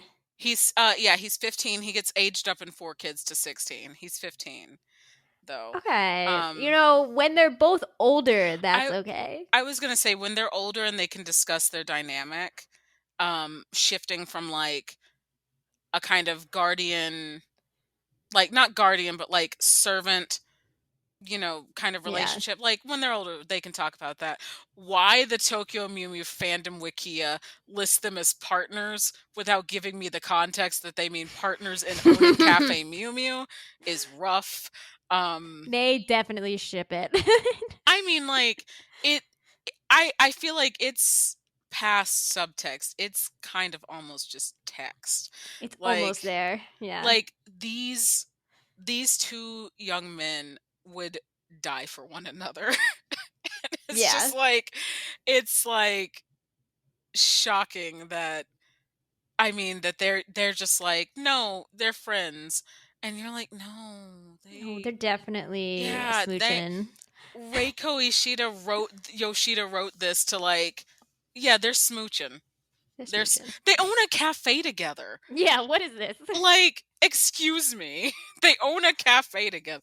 They're smooching. They own a cutesy cafe together, too. Smooching. Yeah. So, That's how I feel about that. I am with you. All right. So I feel like we've discussed much about Tokyo Mew Mew, but is there anything? Do you have any final thoughts about Tokyo Mew Mew? I feel like it's just a really good series. I really thoroughly enjoyed it.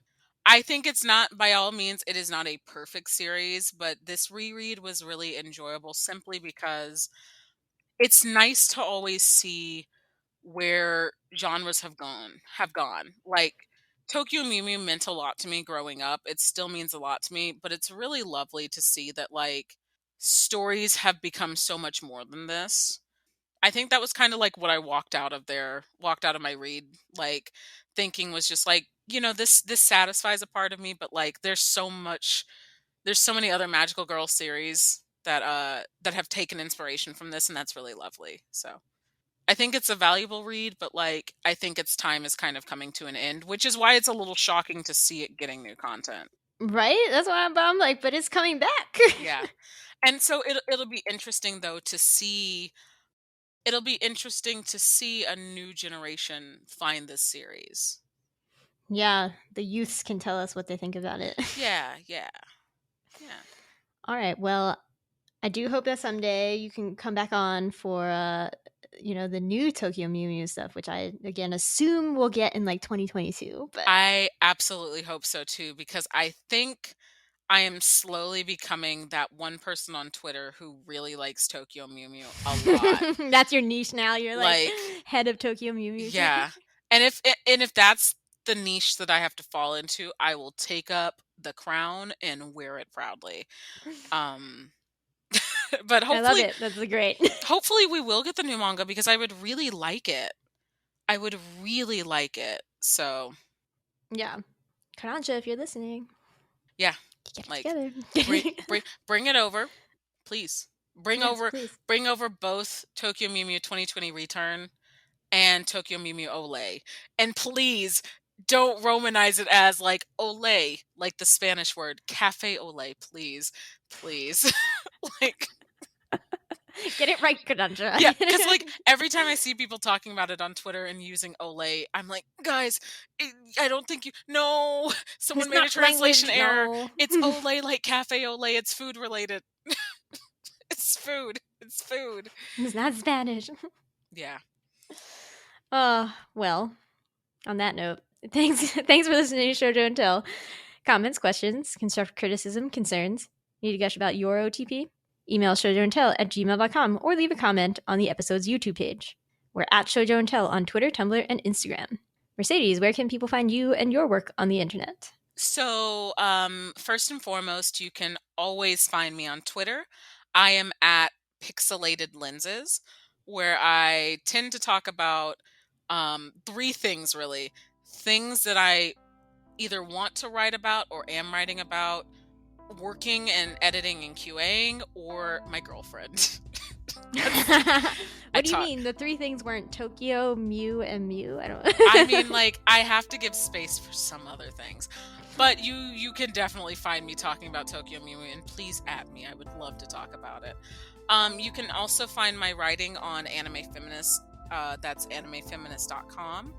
You can find my writing at But Why Though, as well as the Fandom Post. And you can also follow my adventure as a freelancing blurred. It's a black nerd blurred. Yeah. On backlit.pixels.wordpress.com, which is my professional work blog. Great, you're so many things. Yes. Again, I aspire to be you. You're gonna make me blush. That makes me feel like so wonderful. Thank you. I'm just like, man, I don't do anything. And it's funny because like I also feel like I don't do anything, but then No, you definitely do a lot of things. I have done so much this year.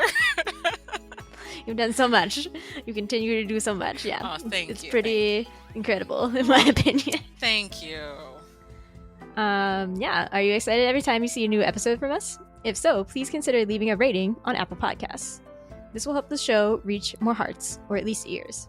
Thanks again for listening. We'll be back next time for maybe Pet Shop of Horrors, the second half of Our Haru Ride, Utena After the Revolution, the first half of Waiting for Spring. I don't know. I have a lot of options. I'm catching up with my stuff, okay? And I will figure it out. Stay tuned. Until then, bye. Bye.